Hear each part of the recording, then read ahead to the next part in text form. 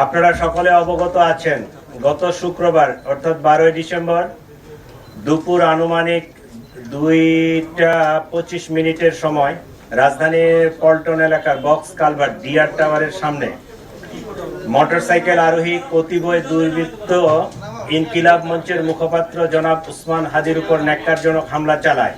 এতে তিনি গুরুতর আহত হয়ে বর্তমানে রাজধানীর একটি বেসরকারি হাসপাতালে চিকিৎসাধীন রয়েছেন। উক্ত ঘটনার পরপরই ঢাকা মেট্রোপলিটন পুলিশ হামলাকারীদের গ্রেফতারের জোর প্রচেষ্টা চালিয়ে যাচ্ছে। ঘটনাস্থলের সিসিটিভি ফুটেজ সংগ্রহ বিশ্লেষণ করে ইতিমধ্যে দুজন সন্দেহভাজন ব্যক্তিকে শনাক্ত করা হয়েছে। এরা হলো ফয়সাল করিম মাসুদ আর আরেকজন ছিল মোহাম্মদ আলমগীর শেখ। ঘটনার তদন্তে জানা যায়, সন্দেহভাজন ব্যক্তিরা হেলমেট পরিহিত অবস্থায় ভিকটিম উসমান হাদিকে খুব কাছ থেকে গুলি করে।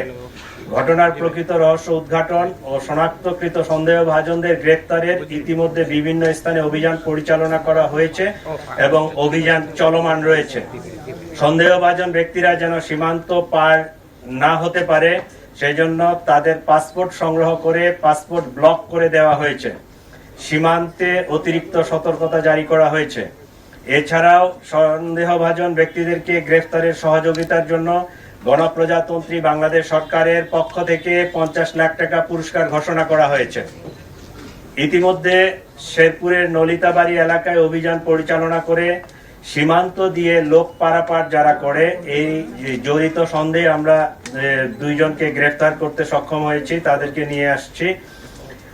আর র্যাব মোটর সাইকেলের যে মালিক মনে করছে এরকম একজনকে র্যাব আটক করে আমাদের হাতে সোপর্দ করেছে।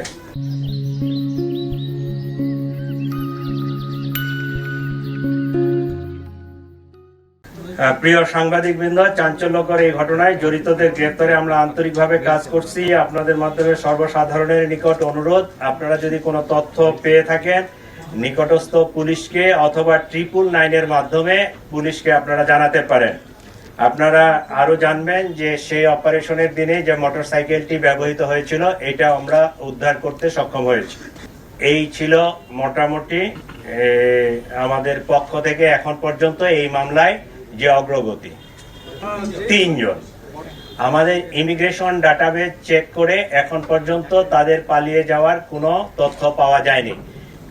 আমরা ফয়সালের পাসপোর্ট নাম্বারটা পেয়েছি, তার সর্বশেষ যে ট্রাভেল পাওয়া গেছে সেটা জুলাইয়ে সম্ভবত, সেটা থাইল্যান্ড থেকে সে আসছে, দেশে ইন করছে। এরপরে ইমিগ্রেশন ডাটাবেজে আর তার ডিপারচারের কোনো তথ্য নেই। আমাদের কাছে যেটা মনে হচ্ছে সেটা হচ্ছে, আপনারা তো জানেন যে হাদি হচ্ছে ইনকিলাব মঞ্চের অন্যতম একজন সংগঠক। তো এইটার যারা রাইভাল, যারা এটাকে পছন্দ করে নাই, যারা এটার প্রতিপক্ষ, তারাই তাকে টার্গেটেড একটা কিলিং করার জন্য এই হামলাটা করেছে। আমরা বাদী পক্ষের সাথে 2 দিন ধরে খুব জোর প্রচেষ্টা চালাচ্ছি যে তাদেরকে দিয়ে মামলাটা করলে অনেক ভালো হতো। কারণ পুলিশ বাদী না হয়ে তাদের, যেহেতু তার ভাই আছে, তার নিকটাত্মীয় যারা আছে, তাদেরকে দিয়ে তারা ওই আসতে পারতেছে না, আসলে তারা রুগী নিয়ে ব্যস্ত। জিনিসটা সুন্দরভাবে জিডি করা আছে, আমরা অলরেডি এফআইআর ড্রাফটও করছি।